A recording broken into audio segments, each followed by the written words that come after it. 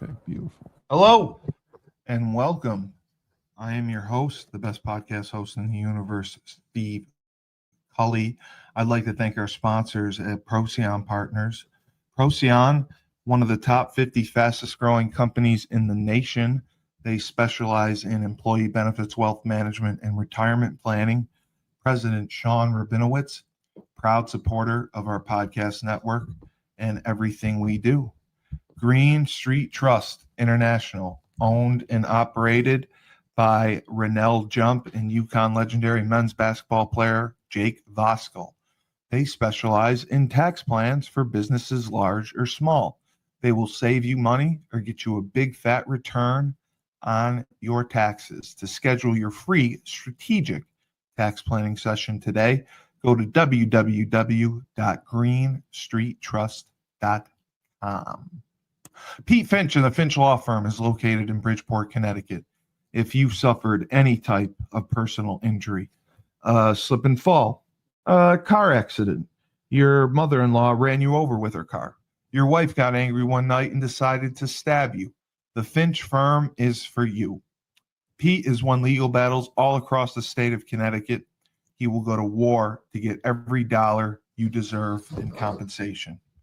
You just have to remember, in a pinch, call Finch or go to his website, thefinchfirm.com. Dynamic Human Performance is owned and operated by UConn legendary running back Andre Dixon. He trains boys and girls of all ages, all sports. He has a boot camp program 7 days a week, 6 a.m. You want to get in shape, you go to Andre. He has an athletic development program where he trains boys and girls in the sport of their choice from the ground up, helps them reach their full potential, be the best they can possibly be. Andre has sent boys and girls to college on scholarship for all different types of sports. To work with the best, he has a 5,000 square foot state-of-the-art facility in Hartford, Connecticut. Go to www.dynamichumanperformance.com. All right, and here we are for In Focus on this special New Year's Eve. Happy New Year's Eve to all of you. And with me, as always, the accomplished author, the minister, the insurance specialist, and the professional at pulling people's heads out of the sand, Robb Hill. Robb of R Hill Enterprises, Inc. Great to see you, sir. It's great to be seen, sir. It has been too long. I have missed you. It's great to see you again, and I am excited for your presentation, and we want to get up your video for everyone to see. Here we go. Right here.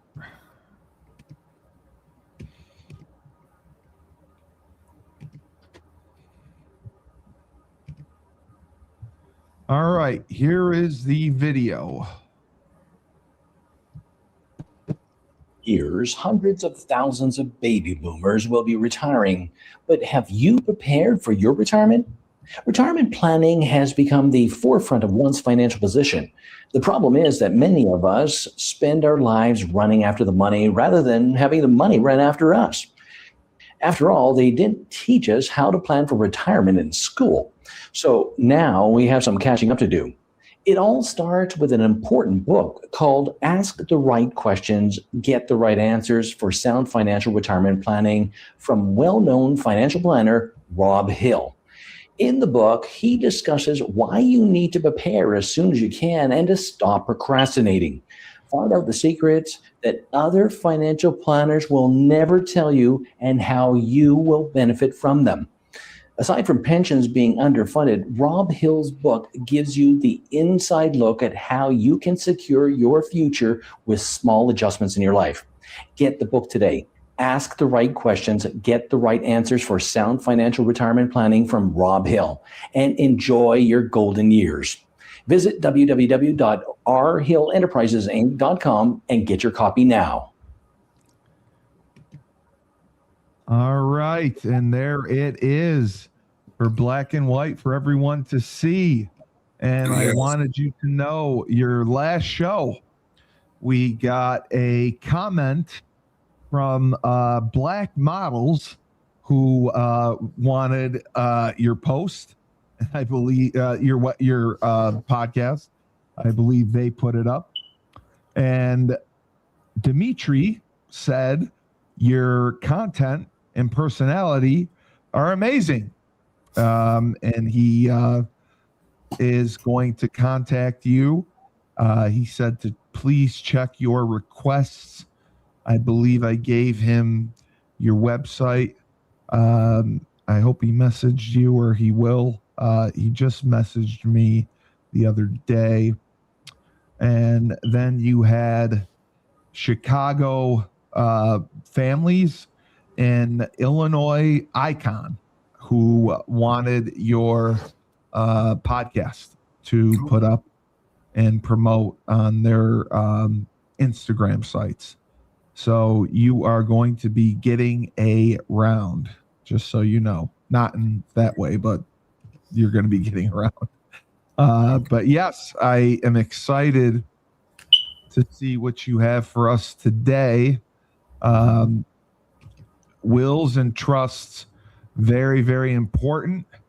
We were discussing them a little bit yesterday, and from what I was trying to understand, if you have a trust, it can outlive the will. It can be its own entity and keep going. Well, when you got the cart in front of the horse again, my friend. We're gonna go ahead. We're gonna get that right. Okay, but let me submit this to you. Okay, if your outgo is more than your income, your upkeep will be your downfall. Exactly. Yes, you did. Yeah, okay, I got that. Now, this is just one of the pillars of a sound financial retirement plan, and that's the wills and trust thing. See, a lot of people don't understand how these things work or why they need to have it in place. And we're going to broach both of those issues in this presentation, okay? So I'm going to go ahead and, y'all, you can go ahead and bring it up. Yes, sir. All right, and I got control here. So this is wills and trusts, and we're going to debunk all the misnomers and all that kind of stuff. You're going to be highly informed after this presentation, okay? Now, let's look at the family of Commodore Cornelius Vanderbilt, who died with a fortune of $105 million that he left largely to his oldest son, William, in the year 1877. Okay. William did a good job managing the assets left to him by his father. 6 years later, in January 1883, William was worth $194 million. Now, this is in the 1800s. I would love to know what that would be converted to today. It'd be billions. Yeah, it would be. 2 years later, in 1885, William H. Vanderbilt died with a net worth of $200 million. Okay. William left half his fortune to his two sons, Cornelius and William K., bringing their fortunes to $50 million each, and the remaining $100 million was divided among all 8 of his children. He had a lot of kids. Yes. Many of the heirs of William H. began spending their inheritance on lavish residences. Cornelius spent over $6 million in 1886 to build a residence in New York City. Now, that's astronomical. Jeez, did he build the Brooklyn Bridge? I mean, my God. Well, you can't live in the bridge. I know.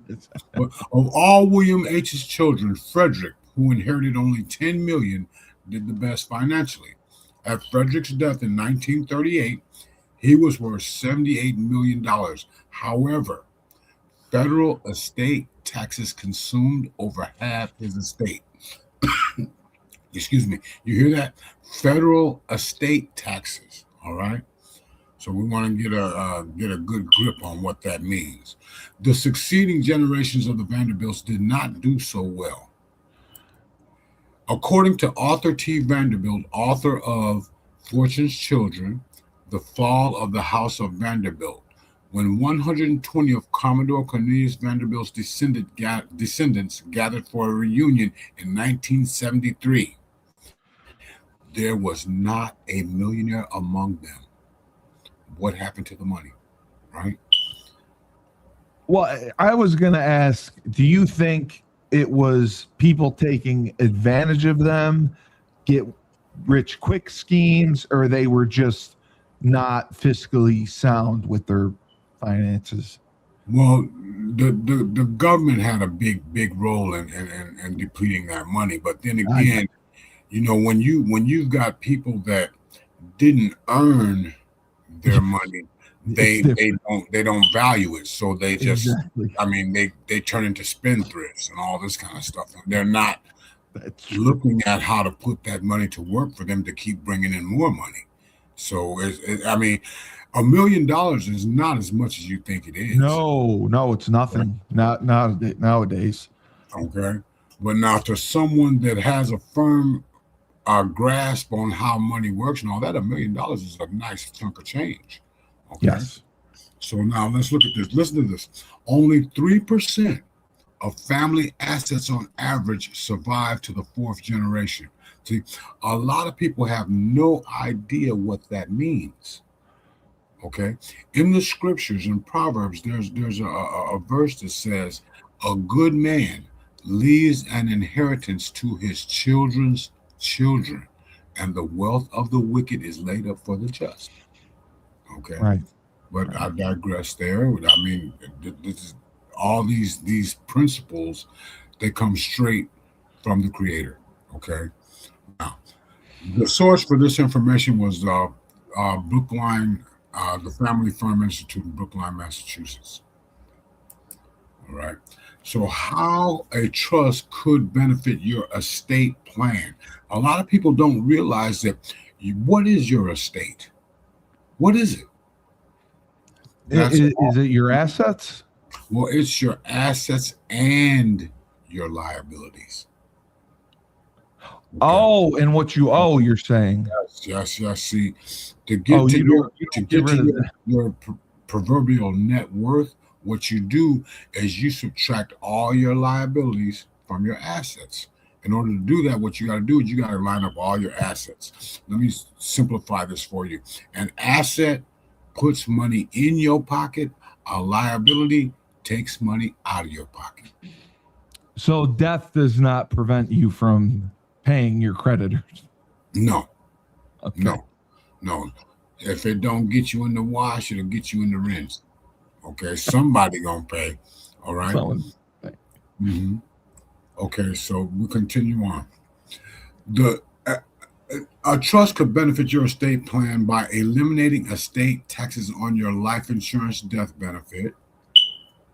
Now, a lot of people understand that life insurance benefits are tax-free, unless, of course, they have to be included in your estate, which I will get into all of that, why that would occur and all that kind of good stuff in this presentation.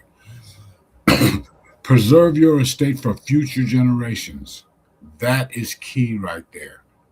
A lot of people they just have no idea. They just live day to day, hand to mouth, paycheck to paycheck. You hear all these different terms out there, all right?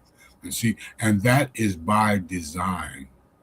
Okay, that is by design, and I go into that in my book, and I'll explain. In your book, yes.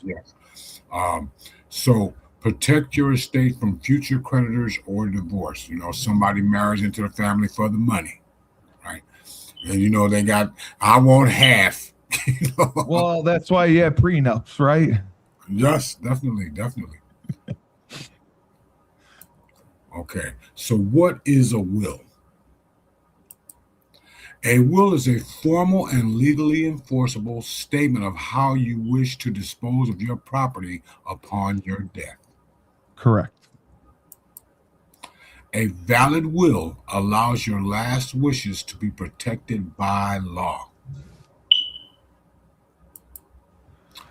It can be changed at any time prior to death, and it can be used to express kindness, anger, surprise, or uh, punishment, or, it's a beautiful thing. Well, you had also said that you have to be of sound mind Well, to be. you got the cart in front of the horse, my friend. Oh, I'm sorry. Okay, I learned. I did learn. Okay. So why is a will important? Without a will, you cannot control who will inherit your property upon your death. And we don't know when we're going to meet that. So do it today. Should you die without a will, your property will be distributed according to the laws of your state, meaning that a bunch of bureaucrats don't sit there and decide what to do with all your hard-earned assets. All right? So we don't want that to happen. Who should make a will? Every adult should have a will. You need 2 qualifications to prepare a will. Number 1, you must be 18 years old.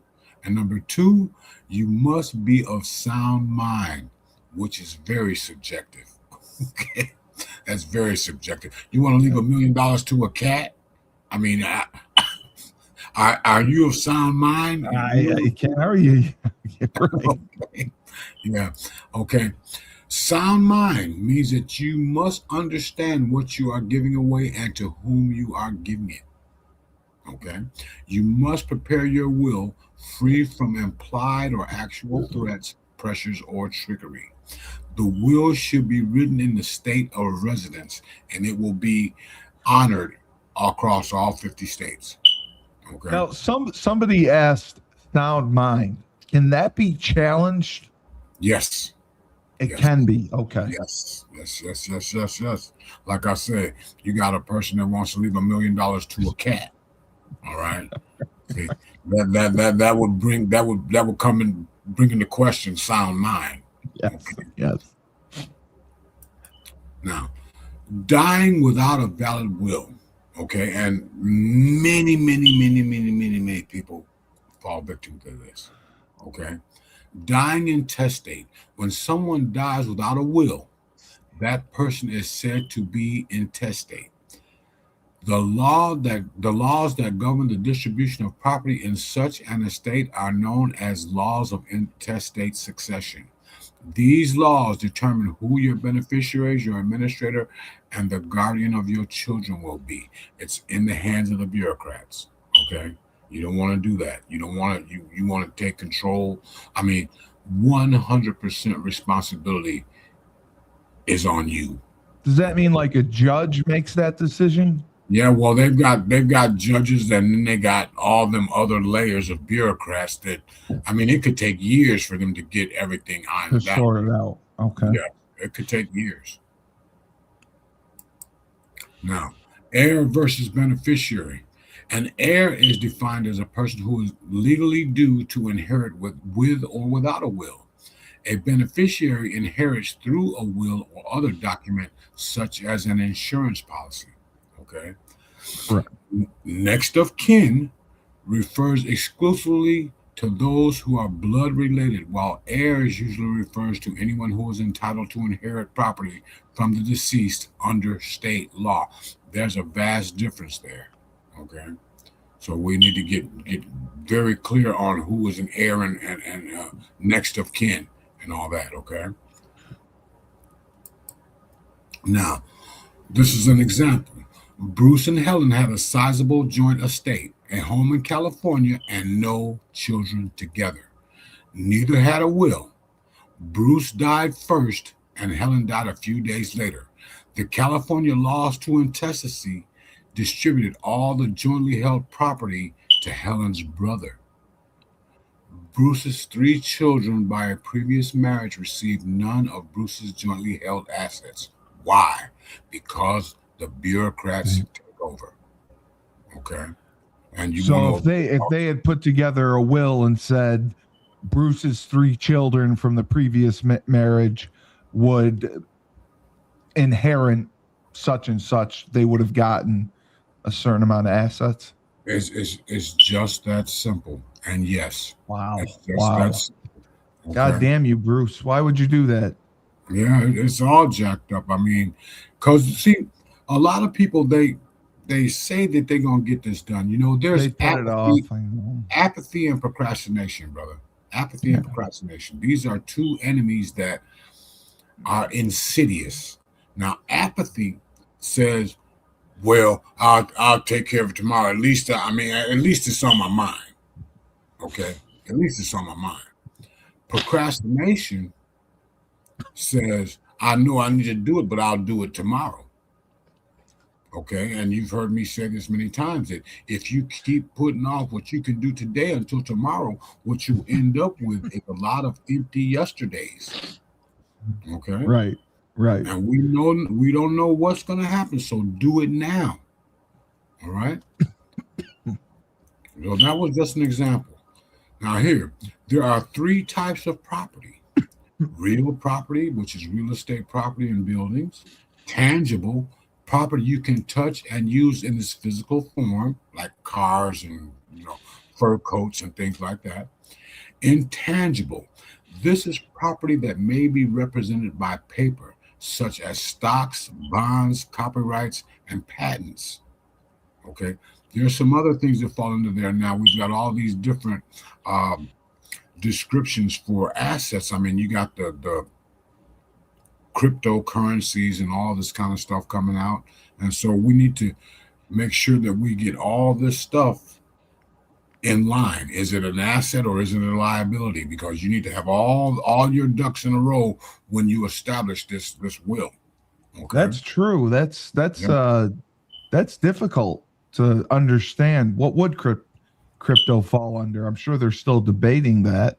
Well, they are debating that, but crypto falls under cash flow, brother. It does. Okay. Okay, that falls under cash flow. But now, a lot of people they think, well, I don't need this. I ain't got nothing. All this kind of stuff, and that mindset right there, you shot yourself in the foot.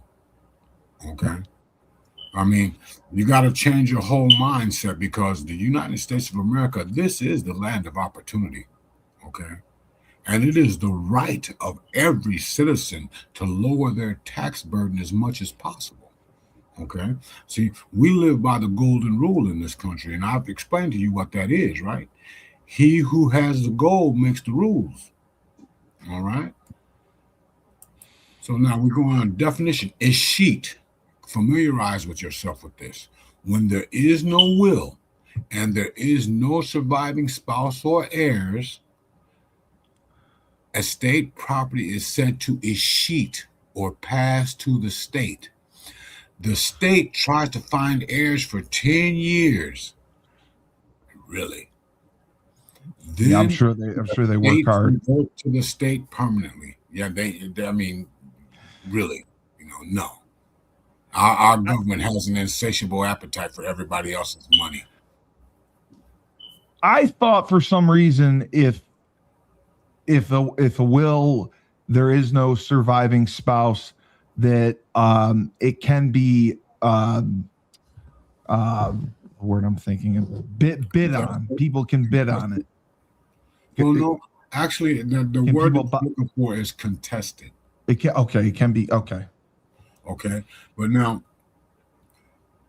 when you have a will, man, you have some people that are involved with it, and I'll get into that as we get down the road here to explain to you about the beneficiaries, the heirs, the administrators, and all that kind of good stuff. All right, but let's continue. The joint will is the single will of two or more testators, such as a husband and a wife. Now, people may separate, lose the copy of their will, or destroy the will without the other's consent or knowledge, or divorce, or whatever the case may be. All right, and that's just why each person needs to have a copy of the will. Okay, right? You understand what I'm saying? I mean, yeah. You need to have your own copy, even though they're identical. Each person needs to have. Right, that's good, but why do you have 10? But that's another thing. We'll brush that off air, okay? So, videotaped or audio taped wills. No state recognizes these wills as valid. Videotaping is one method of establishing the identity and alertness of the testator. You got to accompany that video with a formal will in writing. Okay, and it just strengthens the will itself, but it can't be used by itself. Did not know that. Okay. Elements of a valid will. Number one, listen to this. The will must be in writing. Period. No other kind of will is acceptable. The will must be signed by the testator, that is the person making the will, and the will must attest to 2 or 3 adult witnesses who will not benefit from the will. That's like when you get things notarized. Okay. And you use your legal name that is on your birth certificate. Okay. Now, a self-proving will. Although use of this clause is not a strict legal necessity, it is strongly recommended that you prepare and use this clause with all wills. Although few states have not enacted legislation to allow for their use in court, the current trend is for all courts to allow their use. This clause will allow for your signature on your will to be proved without the necessity of having the 2 witnesses appear in court.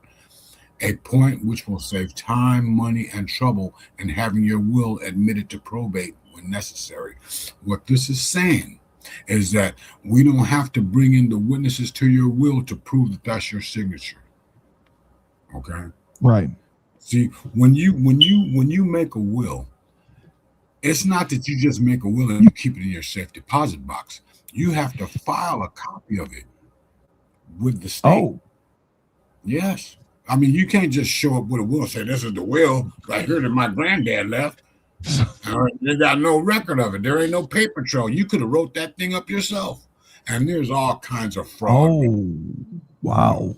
Yes. So you got to make sure that all your I's are dotted and your T's are crossed, okay? So we continue. Your personal representative. Now, this is where it gets critical. An executor.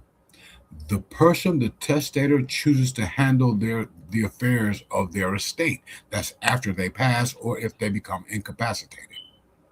Okay. An administrator. That is the person appointed by the probate court to assume the duties of an executor should a person die without a will. And there's no time frame on this. This does not happen instantaneously. Okay, and in the words of the government, hurry up and wait. Okay, hurry up and wait. That's what they do. Okay, after your will is completed, do not make any changes directly on the will after it has been completed, signed, and witnessed, because those changes will not be valid. Now, how are they going to know that something was added? It's because it's on record. Because you had to turn it in, right? It's on record. Okay. So you want to make sure you just don't write the will and stick it under your pillow.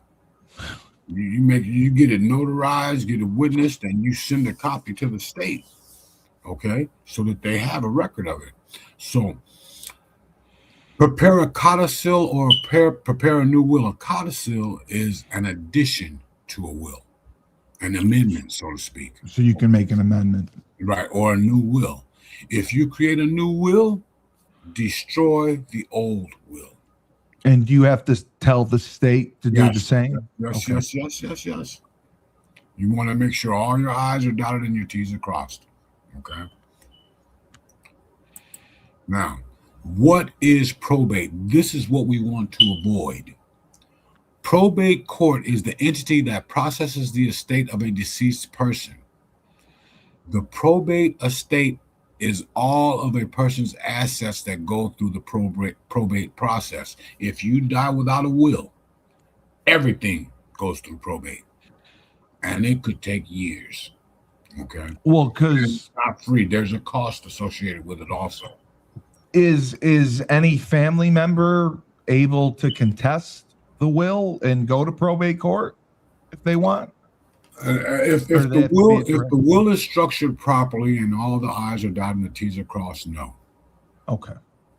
No, I mean that's you. That's speaking for you. Okay. Right. But people still do contest wills all the time. They only can contest it when there are holes in the process. Okay. Okay, and those holes are I call them loopholes. Okay, where a person didn't dot the I or didn't cross the T, and they some shyster can slip their way in there and all that kind of good stuff. But if you do this right, and you get with a knowledgeable attorney, a state attorney, everything's going to be taken care of. Okay, but see, you got to know the right questions to ask, because if you don't ask the right questions, you are not going to get the right answers. Right. Okay. And you're going to be in trouble. Many professionals, they're going to give you answers to what you ask them. All right. But then a lot of people don't know what to ask. Right. Okay. So, last will and estate planning. Without a will, you cannot ensure that the property you leave behind goes to the people you want it to. Okay. Without careful planning, your heirs may encounter some serious tax and property ownership issues, which I go into a lot. Okay. Say, in a previous introduction video, you had me when I was on Business First AM, and we talked about leaving that $300,000 house to your daughter. All right. And she's got to pay taxes on that thing. Taxes, yes. So I mean, you want it to be a blessing, but it could be a curse. Okay. Big time. Make sure that we get everything. There are ways to plan for all of this. Okay. And there are financial tools available to everyone that you can utilize to make sure that you are not going to leave problems for your heirs. Okay. See, a lot of people don't understand this. See, you're only going to be remembered for one or two things. Either the problems you create or the problems you solve. Right. That's your legacy. Yes. Definition. Homestead is your primary residence, and it is exempt from creditor claims, and they may include your house, mobile homes, houseboats, things of that nature. Okay. Durable power of attorney avoids guardianship if you lose capacity, meaning for your children. Okay. Someone steps in to manage the finances for your estate. That is the person that you made your executor. Right. Okay. Pre-need guardianship is if you are a danger to others. That means they're going to lock you away so you can't hurt nobody. All right. Which a lot of people just say things off the cuff and don't really mean it, but who knows whether they mean it or not. So how would you go about getting pre-need guardianship? If you say, oh, I'm going to murder so-and-so. No, actually, what happens is the pre-need comes before you get into any type of incapacity. Okay. So you set this stuff up before something happens. So you set this will up correctly, and then 6 months later you're in a car accident. Okay. And you're in a coma. All right. Your will or the doable power of attorney allows the person that you made the executor to conduct all your financial transactions and all that kind of good stuff. Correct. That's only incapacitated. That's what pre-need guardianship is. Oh, okay. I got you. I misunderstood. Pre-need guardianship may be necessary due to third-party interference. That's where you got that shyster brother-in-law, coming in and saying that this is supposed to be this way and all this kind of stuff. But this right here protects against that. Okay. Now, they did do a lot of thinking when they put this stuff together. Okay. So there's a lot that goes into this. This isn't just like writing down on a sheet of paper a bunch of stuff. Like I give this to this. Like you have to put a lot of thought into making prepare this correctly. This is critical to securing your legacy. All right. Remember, I explained to you that a lot of people don't think. Well, yeah, 95%. They're just in a reactionary state. We're all ignorant. All right. So what we got to do is we got to get people to thinking. Okay. Remember, I give you the analogy about head in the sand. We ain't gonna go there right now. All right. So pre-need guardianship may be necessary due to third-party interference. That's key.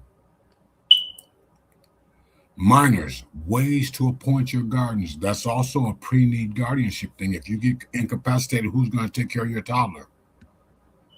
Okay. Right. Where you take care of all that. The power of attorney. Someone that is trustworthy, that's not going to just go in there and clean out your bank accounts and all that kind of good stuff. Because when situations happen, man, the devil is in the details, brother. You know? Right. And you petition the court to make sure that your wishes are going to be upheld. Okay. And both parents must sign for the pre-need guardianship. Okay. What is a living will? The will takes effect before you die and may include the right to die, meaning like you had that car accident, you're in a coma, you're in a vegetative state. Pull the plug on me, all right? Don't just keep me sitting there and you're keeping me alive with intravenous feeding and all that kind of, no, pull the plug on me. So that's death with dignity, all right? Because what they do is they want to keep you on life support just to suck your family dry. I'm talking financially. Okay. I thought they usually want to take you off because they want the bet or whatever. They'll keep you on as long as you want. No, they will keep you on there as long as somebody says don't pull the plug. Oh, okay. Somebody's paying. That's right. It's all about that money. Yeah, right. I mean, so that's another thing. Like in my will, I say, hey, pull the plug on me. Yank it. Yeah. Yes, yank it right let out. me go. Don't hold me prisoner. I'm brain dead. Let me go. And I don't even have to be brain dead, man. I ain't breathing. Let me out. Yeah. You don't. You mean you're talking like a DNR? I'm talking about don't even resuscitate. Yeah, do not resuscitate. You have a DNR, really? Yes. Wow. Yes. Wow. I mean, you think about it. What they gonna resuscitate you for? All right. No, it's my time. Let me go. You're a young guy. I mean, I think, when you get in your 70s, maybe, but no, you're still young. Yeah, you're still young. I mean, just. I understand. I understand. Right. Okay. All right. Because you're going to heaven. You believe you're going to a better place. If it's your time, it's your time. There's no point in fighting it. Listen to this. Thy kingdom come, thy will be done on earth as it is in heaven. It is in heaven. See, right? We want the kingdom is coming here. It's here. Correct. All right. Correct. Yep. Yep. So now, types of medical treatment: CPR, respirator, artificial feeding. Specify no autopsy, except in cases of foul play. Okay. Or is it death under a certain age? Isn't it mandatory? No, I'm not very familiar with that because, I mean, okay. Except for murder, right? You could go anytime for any reason. I mean, you could just drop dead one day. Sure, it happens all the time, right? Yes. Okay. So now we move on here. Overriding a living will. Listen to this. Your family cannot override your living will. Nobody can touch it. It is set in stone, and that's a beautiful thing. Trust. Trusts have been around since the Roman Empire, about 800 AD. Later, English knights used trust to protect their lands when they went into battle. The battle. American trusts have been used since the 1700s, helping colonists protect property from English taxes and the government. Okay, so this was put in place with all the right ideas. Okay, we want to keep what's ours. All right, not let the government come in and take everything. So when did life insurance come into place? Would you Life say? insurance has always been in place in some type or some form or Capacity. another. Okay, Okay. it has morphed into what we call life insurance today because of education. People have, I mean, you need to be able to define these things and all this kind of stuff. So that Right. is where the life insurance comes in. But it's always been some type of it has been around. It just wasn't Okay. called life insurance. Right. Okay. Right. And so now we've got the life insurance that is available to everyone, unless, of course, you have some disqualifying factors. All right. Preconditioning. Yeah. Pre-existing Right. conditions. Yeah. Well, that could be it. So creating a living trust, this is to avoid the difficulties of probate, which the number one difficulty in probate is the time. Okay. It enables you to transfer your property directly to your trust during your life without court involvement. Critical. Okay. After your death, the person you appoint to handle the trust may then simply transfer ownership to the beneficiaries you named in the trust. All right. So it eliminates all of it if you have a living trust. Right. See, what you do is you want to structure everything to answer all those unforeseen circumstances. Right. Okay, that's what this is for. The spendthrift's child, the drug crazed aunt, all these different things are addressed with this when you create a living trust, Right. along with your will. Okay.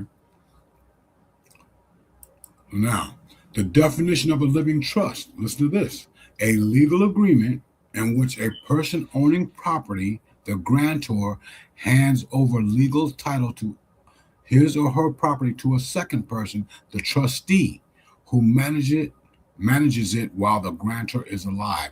And that is perfect for if you get incapacitated. Right. Okay. Or Absolutely. get up there in the age and you're suffering from dementia or whatever the case may be, everything is still in good hands. Okay. This is living trust continued. As grantor, you do not give up the right to use or sell the property. It is simply put in another entity's name to avoid probate when you die, which is the trust. Right. See, our trust is okay. So that's why you put it in the trust. You avoid probate and all that kind of good stuff. Mm-hmm. So if you're of sound mind and you lose your mind, people can't sell your house, basically. No, your house is owned by the trust. Owned by the trust. Okay. Mm-hmm. And there are different types of trust. Yes. Okay? So you want to make sure that you get the right kind of trust when you go into your estate attorney and all that. This is where a short pencil comes into play, because a short pencil is better than a long memory, right? So you write down all your stuff and you write down the questions that you're going to bring to this attorney to make sure that everything is going to be the way you want it to be. So continued. It's simple. It's inexpensive legal alternative. It may eliminate costly estate probate charges such as attorney fees and the delays of probate. It could take years for everything to go through probate because, like I said earlier, hurry up and wait when the government gets involved. All right. Mm-hmm. A living trust ensures that your loved ones receive their inheritance when they need it most, right now. Right. Right now. Right. Exactly. Okay. You have the final say as to what happens to all trust property. Okay. So what you do is you move everything into the trust. Right. so that your heirs do not have to pay taxes on that stuff and all that kind of. I mean, this is something that you need to get crystal clear on with your estate attorney. And if you ask the right questions, you will get the right answers. With a living trust, listen to this, there is no waiting, no public record, and it significantly reduces attorney fees at the time of death. Practically reduces them to nothing because everything's already done. Okay. Now, a living trust can be canceled or amended at any time prior to the grantor's death or legal incapacity. Okay. It can be used alone or with a will. And I would submit to you, use it with a will. You don't have to have a large estate to establish a living trust. This is where a lot of people get all jacked up. I ain't got nothing. No, but you do have something. Okay. And this is where this comes into play. So the living trust, it shortens the time to distribute funds by months or years. That means that it's not going to be sitting in the bureaucrat's desk for 6 months. Okay. Right. You're going to bypass all the bureaucrats and all that. Okay. It is difficult to contest or overturn your wishes regarding your estate because you did it in sound mind and it's on record and all that kind of good stuff. Okay. And it remains completely private, meaning that no one can contest it. You know, your will goes up, you die, and they put it in the paper and all that, and all these neocons come out of the woodwork talking about, well, it's supposed to be mine, it's supposed to be, and all this kind of, you can avoid all that. Okay. Yeah. So note, a trust is hard to challenge in court. One of the worst risks associated with filing a will is that someone may legally challenge its validity in court. This is why you have all your I's dotted and your T's crossed, so if this does not happen. And that would be most likely be a family member that would challenge it, correct? Well, not most likely, but that would be that's what usually happens. But anybody could challenge it. Like your neighbor down the street can challenge it. Yes, anybody could. Yes. Jesus. Yeah.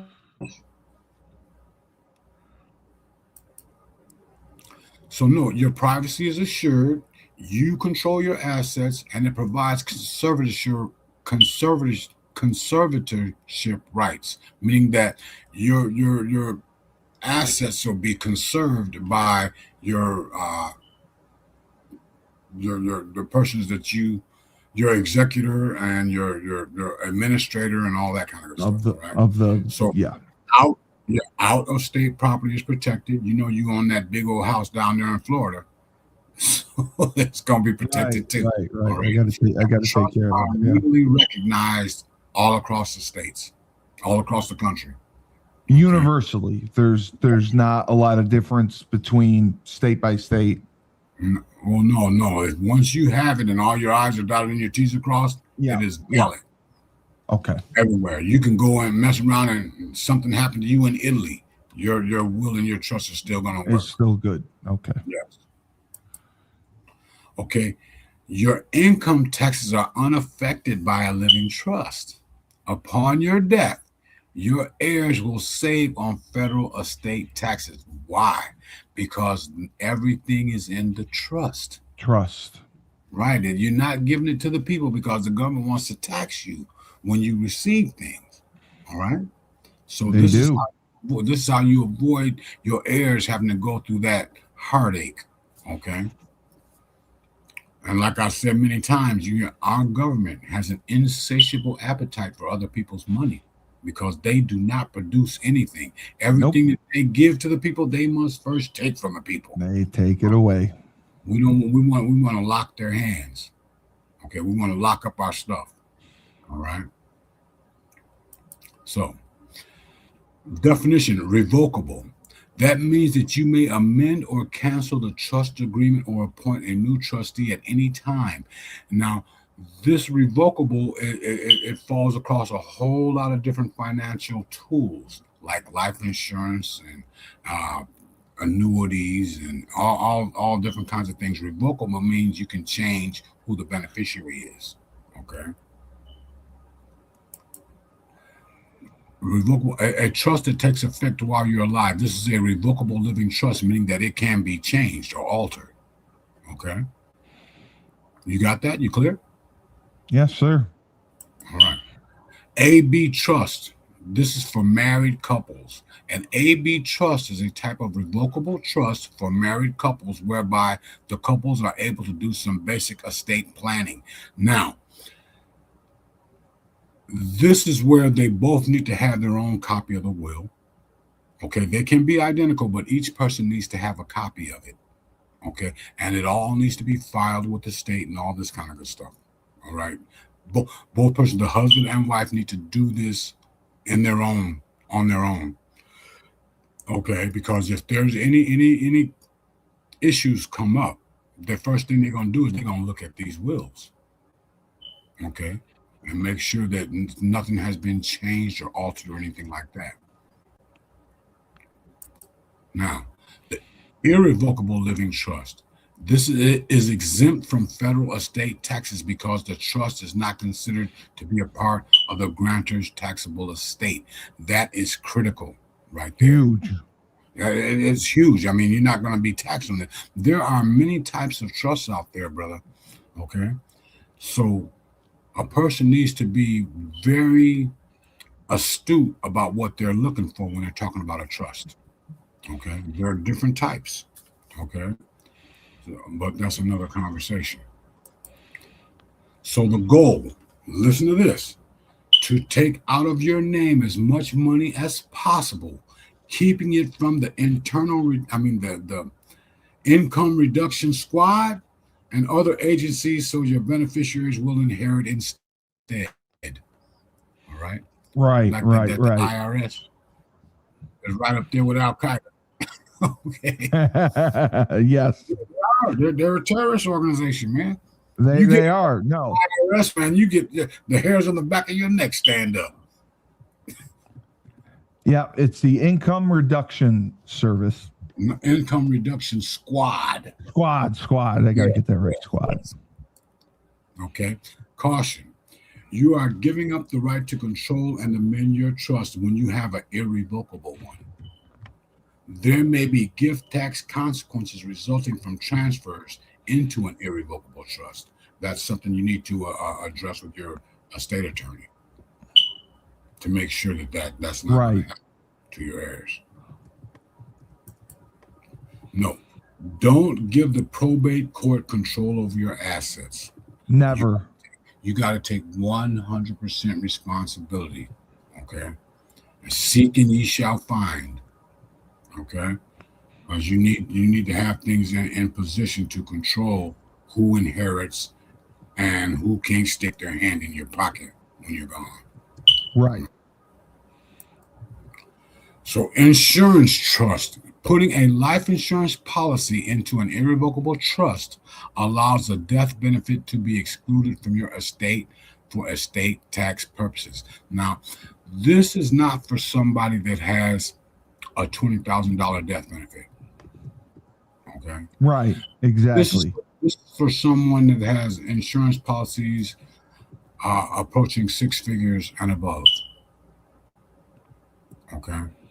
Because this is where you get this insurance trust, because people on average know that life insurance death benefits are tax free. That is only if it's got to be structured in a certain way for that to happen. And this is where your trust comes into play and all that kind of stuff. Because if you have sizable assets, that insurance policy is going to be included in that, in your estate. And there are ways to get around all that.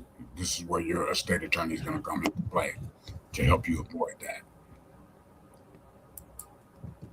The insurance trust is irrevocable. The trust is irrevocable. You can't get money back when you need it. Okay. Right.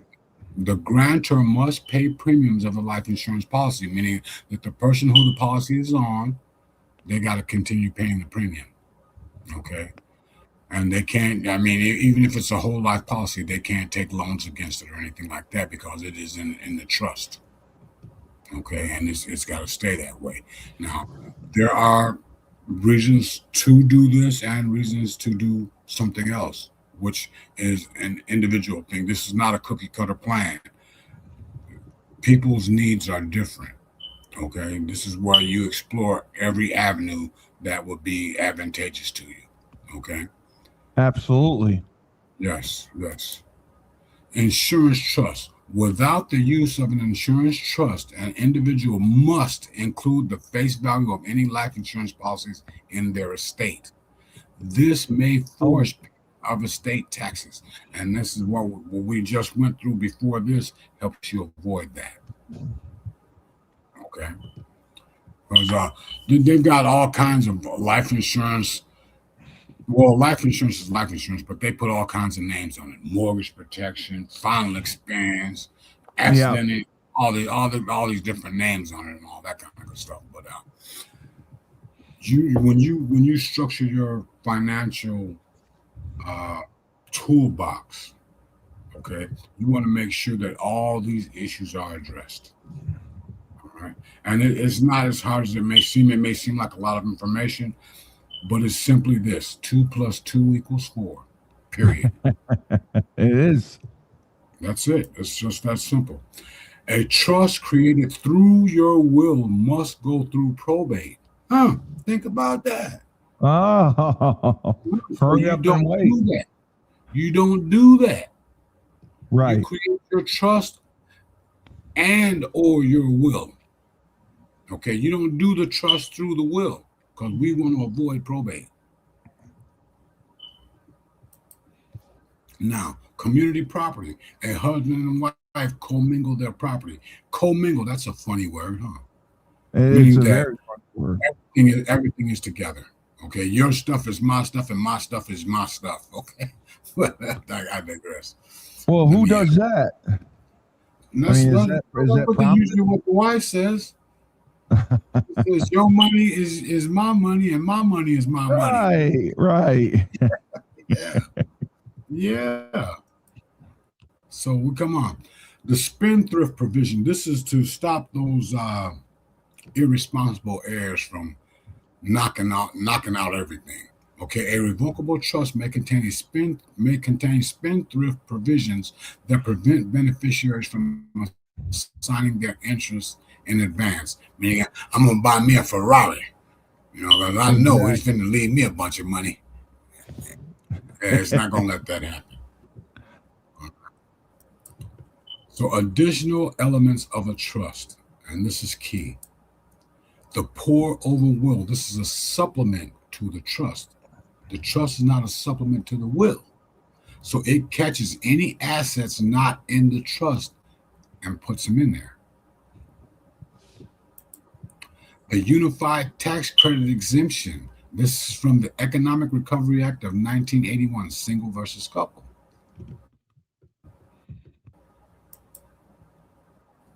The Economic Recovery Act of 1981 allows a federal tax exemption called the Unified Tax Credit Exemption. The gift tax and estate tax share similar concepts. A single applicable exclusion amount permits anyone to give away up to $2 million in 2008 in assets during their lifetime as gifts or at death, and there ain't got to be no taxes paid on that. Up to $2 million. A lot of people don't know that. And our government, there are some shysters in our government, in case you didn't know.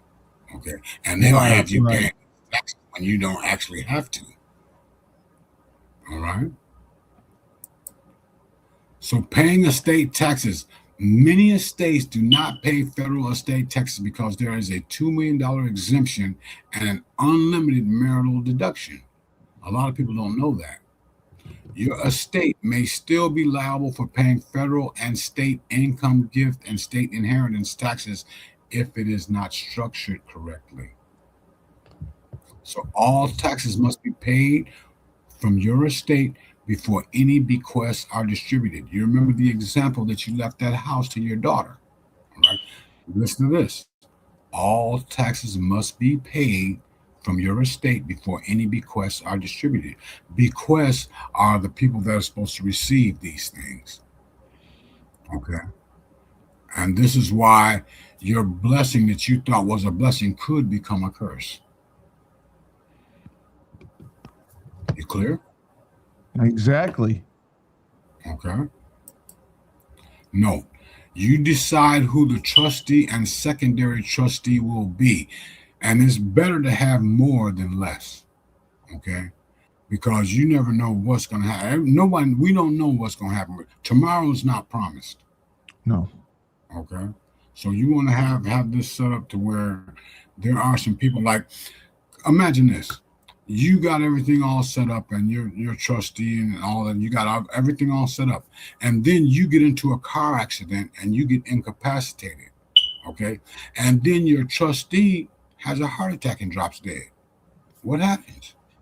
Right? You can't change the will because you're not legally sound mind. Right. So what happens? This is why you need more than one. Right. Okay. Really? Now, no matter who serves as your trustee, it is advisable to have at least one successor trustee. I advise you to get 3 or 4. Well, Okay. because depending on age too of that person, you never know. On age, people die at all different ages. You're right. That's true. You know, I mean, it doesn't matter. You could be 25. People that are 25 been dying. I mean, shoot. No, so don't base it on age. Right. Base it on soundness of mind. All right. Someone you trust, right? Okay, so choosing your trustee, self, spouse, relative, attorney, close friend, or your financial advisor, it's up to you. Okay, it's up to you. Choosing your trustee, even if you are your own trustee, your assets are protected from probate since legally they are owned by the trust. Oh, listen to that. Legally owned by the trust. Okay, that is a separate entity rather than you. Own entity. Yes, it's a trust is a separate entity.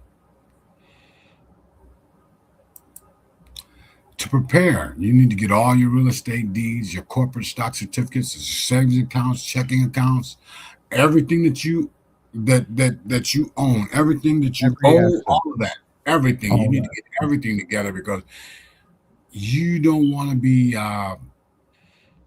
half-cocked, so to speak. But you want to get everything.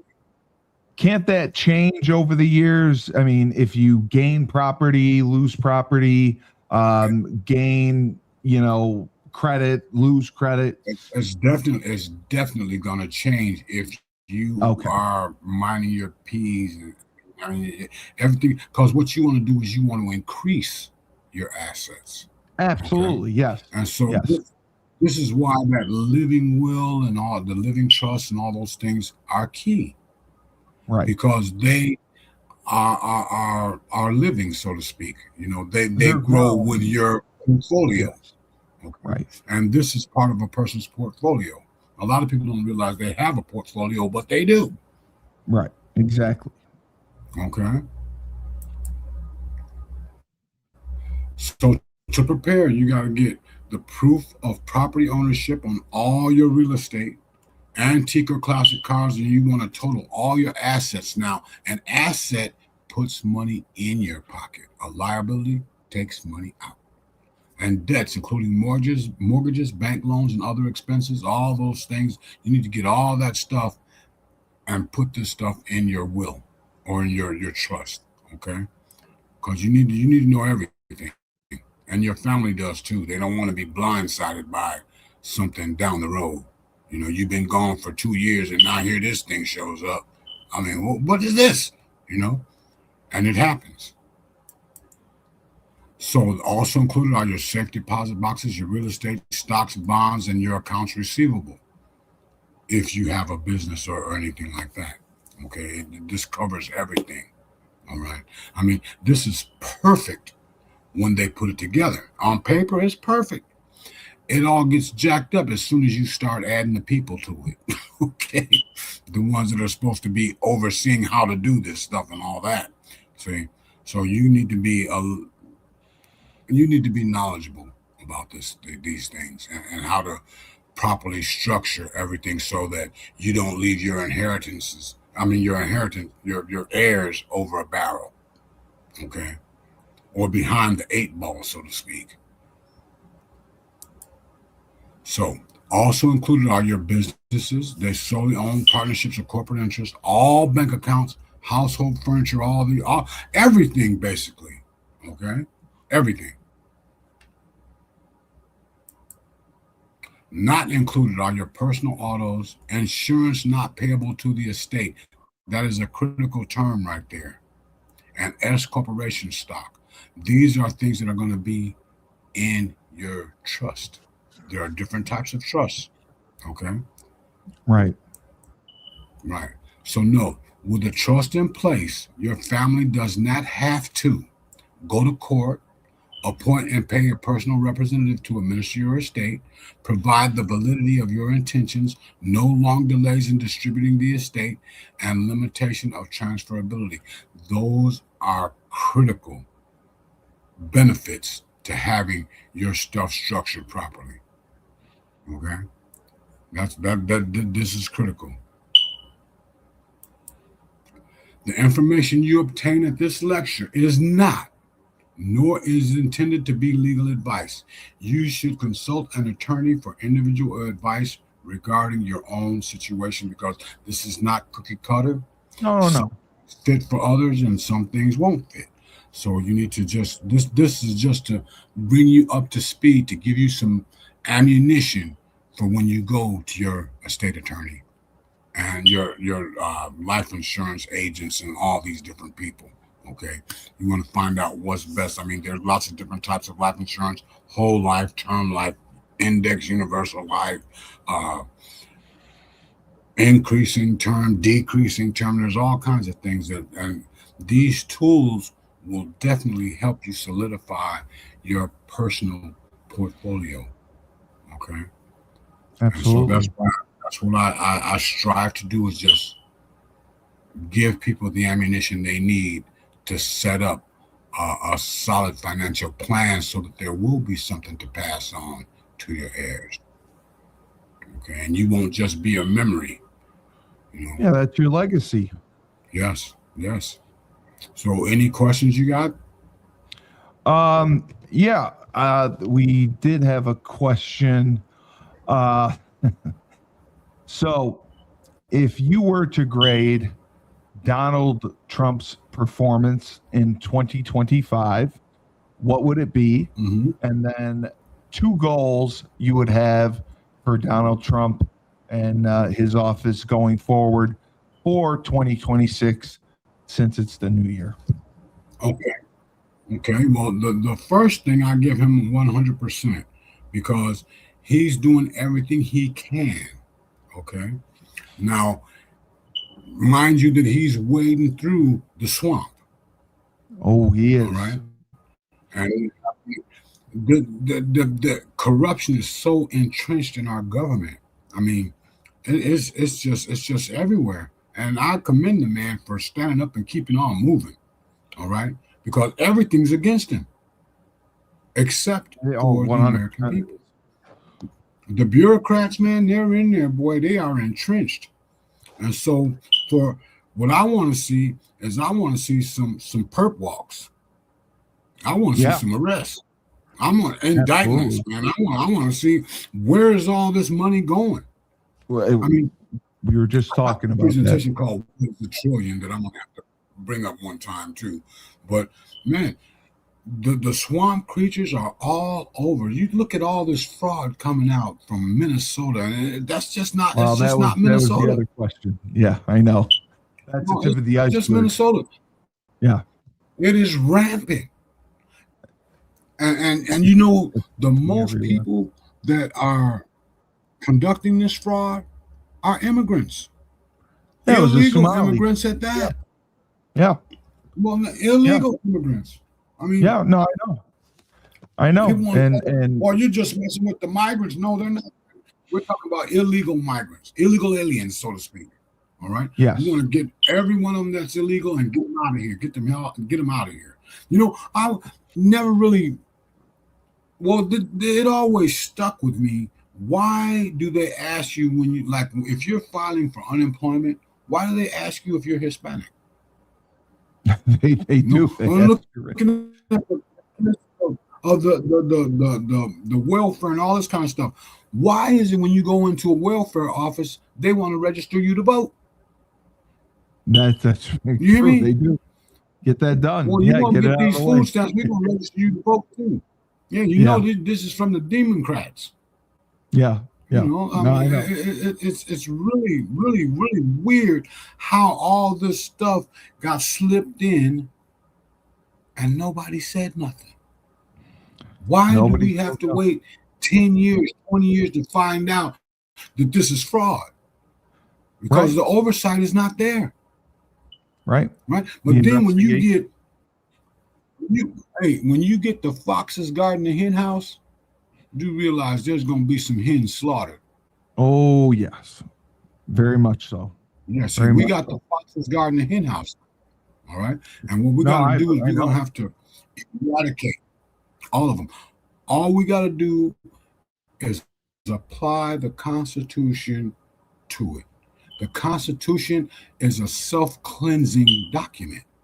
It'll root out all that evil. It'll root it out. Yes. You know, it will. It will root. You see, what happens is a lot of people misinterpret things. They misinterpret it. Like when we had the conversation about the separation of church and state. Yes. You recall that, right? I do. See, a lot of people think that the state is supposed to be in the church. That's not what it's meant for.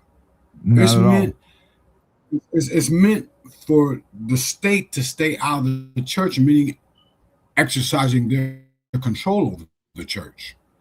Correct. But the church can definitely come into the state because it needs control. And what better way than the scriptures, right? Yeah. See, they used to say prayers in Congress. You know? Yeah. I mean, what happened to it? You know, they took prayer out of school. Pledge of Allegiance. They don't see the Pledge of Allegiance anymore or any of that kind of stuff. Why? Because they want an ignorant population. See, you remember my last presentation about the government, the responsibility of all American citizens? Responsibilities of all American citizens. Yes. If a country expects to be free and ignorant, it ain't gonna happen. Right.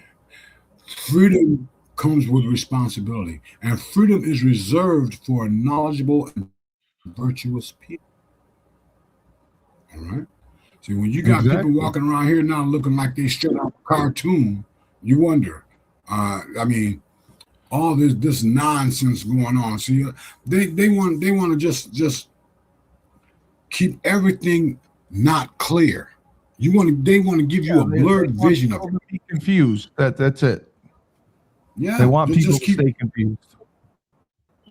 Just off balance, and that's their goal, and that's what's happening now. And see, we're waking up. However, it took a Donald Trump to do that, because Donald Trump says things that other politicians won't say. Oh, he does. You got all these politicians. Yeah, you got all these politicians in there now, and what Donald Trump is saying has been going on for decades. And these guys have been in Congress for decades. Yeah, and they say nothing. I love when they get asked the question. We need a total house cleaning. We need a total house cleaning, brother. No, I agree. Totally. I agree. We said that. Everything is corrupt.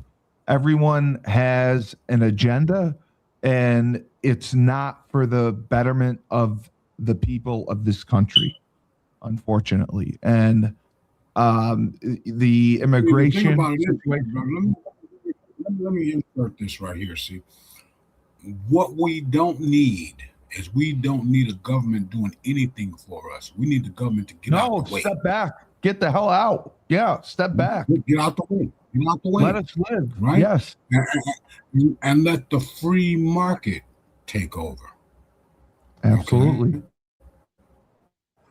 Like remember that example I gave you about those people walking to that football game. It was hot outside, and you decide to go and buy you 10 cases of Coke and put it on ice and stuff. That is the invisible hand.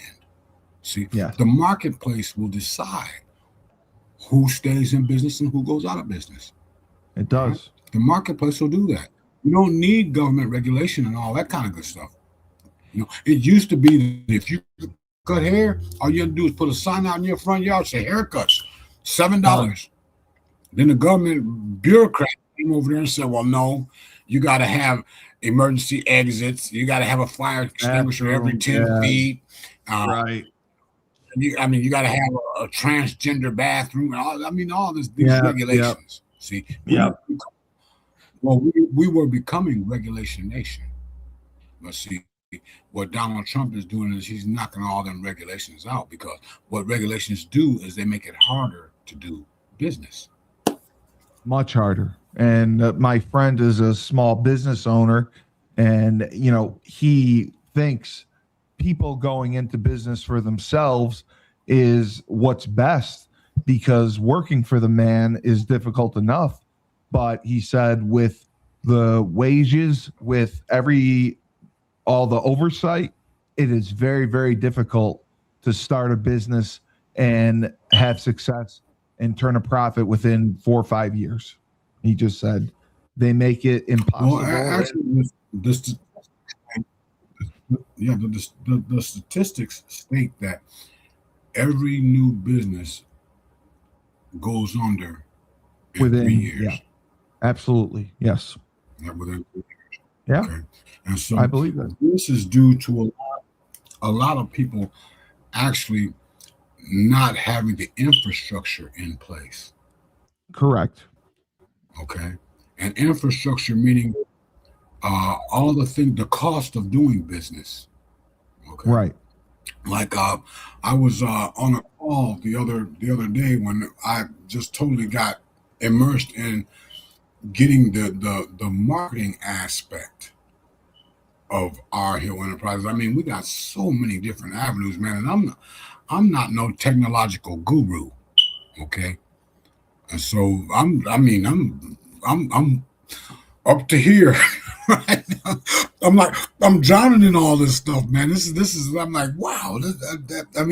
It's so complicated when it's very simple what I want to do. Yeah, but there's so much things going to talk about this. Where did the word algorithm come from? All this kind of stuff. I never heard that word before. I know. But there's a whole lot of stuff out there now. I mean, till they monetized social media, algorithm did not exist. Algorithm is for social media, and it depends on your content. If it fits their algorithm, they will promote it in other people's feeds. It'll come up in people's feeds on Facebook, Instagram, TikTok, whatever. It'll show up. If it's something that goes against what Facebook likes, they can choose not to show it as much. And then you pay extra to boost your post, which I do. I can boost your podcast. I now have enough followers on YouTube where I am able to run ads on YouTube TV, which we just started and had success with. YouTube TV has 80 million viewers, and I can target like Chicago. I can target a certain age range. I can target any demographic you want: black, white, male, female, whatever. We just got that. We just started it. The pricing is reasonable. And I found that YouTube TV and I found that Instagram have been the most successful platforms for social media. However, the algorithm for it, you have to pay a little bit but you can get seen. Like you can spend $25 for 2 days, or 2 days, and you can get 10,000 views. I mean, your viewership numbers on YouTube alone eclipse that. So that's why, I think YouTube is becoming bigger and bigger and bigger. It's also becoming more expensive, but having the ability, to run ads on YouTube TV, I created an ad for you that I'm going to run on YouTube TV just to see how it does. And I can air it on network. I can air it on, NBC, ABC, CBS. It can probably air twice a night. Yeah. I can probably do it twice a night. So what are you, an IT specialist? No. It's because of the followers I have on YouTube. That once you get a certain amount of followers. Well, I mean, but how do you learn all this stuff? How do you learn all this stuff?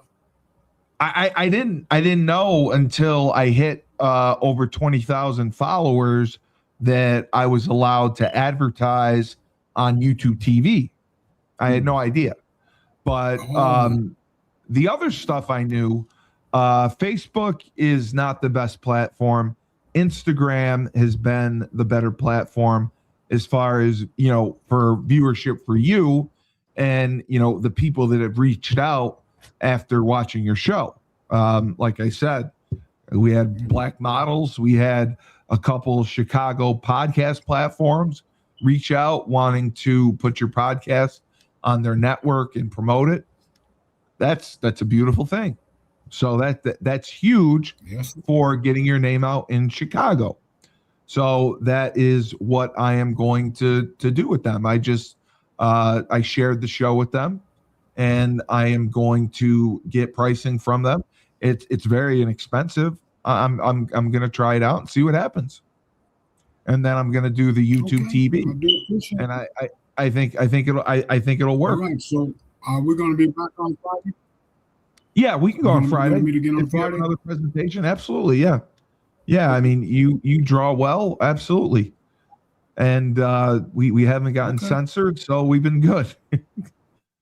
And this was great. This was excellent. No, I mean the other ones were good. We just the algorithm got us censored, so they didn't show it to as many people. But on YouTube, I can post it. YouTube doesn't censor as much, so it works out a little bit better.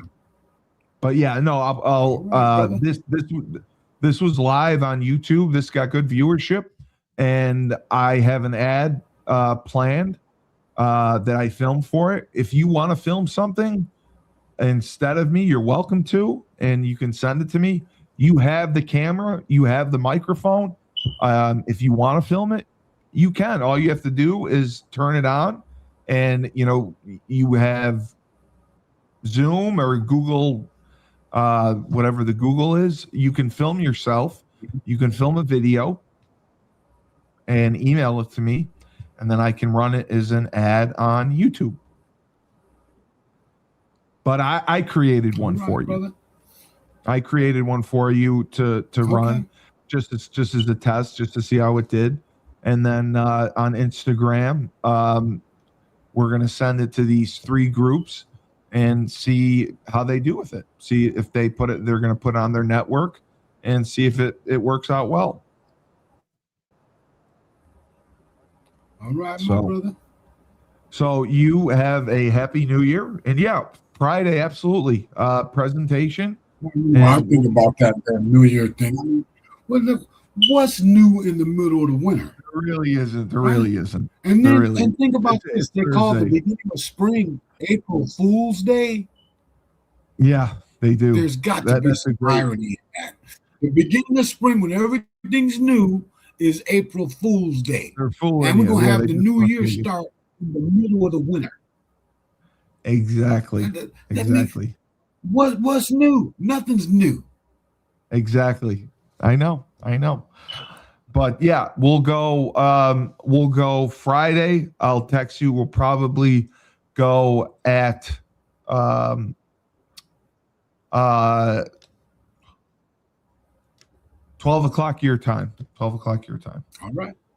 Okay. All right. So I will be ready. We will run the last of our ads, and you are good to sign off. And I mean, if you want to watch, this is kind of how I made your commercial, so you can see it. I had like 30 seconds or so. So this is what I did. No, I gotta do some errands, brother. So for Robb Hill, Our Hill Enterprises Inc., I'm Steve Cully, the best podcast host in the universe. This has been In Focus. Remember, when life gives you lemons, don't make lemonade. Take 2 oranges, throw them right back at. Down south, we have Julius Williams and the Trench Mob. Julius trains offensive and defensive linemen. They compete in 5v5 tournaments across the country and also go to college showcase camps. Proud to say they were undefeated at every tournament they attended. Every college showcase camp, a member of the Trench Mob was offered a college scholarship. He's in Decatur, Georgia. If you want to work with the best, work with the Trench Mob, www.battleofthetrenches.com. We have Ned Von Young, Freshfold Laundry Company, Chapel Hill, North Carolina. High-end laundry service. They have you book online. You put your laundry out in a clear plastic bag. They pick it up, wash, dry, fold it for you at Land Speed Records. And they also have an online subscription model, weekly or bi-weekly.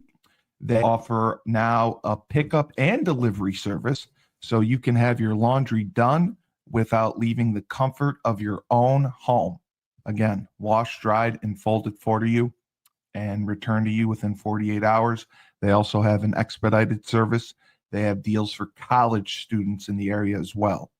Check out their website, myfreshfold-laundry.com. We also have James Whitfield of Luther James Insurance. For the last 3 years, James has dedicated himself to the art of financial planning. He specializes in insurance policies, mainly life insurance. He will make you a boatload of money, and he will do so tax-free. He understands the stress that comes with retirement planning. How much do I need? For how long? Do we have enough? Because fear of the unknown is real. To connect with James, you can go to his website, www.lutherjamesinsurance.com. Finally, we have Robb Hill of R. Hill Enterprises, Inc. Robb is an accomplished author. He is a speaker, and he also is an insurance mastermind, along with being a minister. Robb will put you in the right insurance plan for you. He understands the constraints and the rules that go with insurance, but he makes sure that you ask the right questions so you get the right answers. His main objective is to pull people's heads out of the sand, because that is what we're dealing with currently. To connect with Robb, you can message him on Instagram, LinkedIn, Facebook, or go to his website, rhillenterprisesinc.com. Again, he also does speaking engagements. He is a phenomenal insurance agent out of Chicago, Illinois, and you should contact him for any advice, even if you don't want to work with him.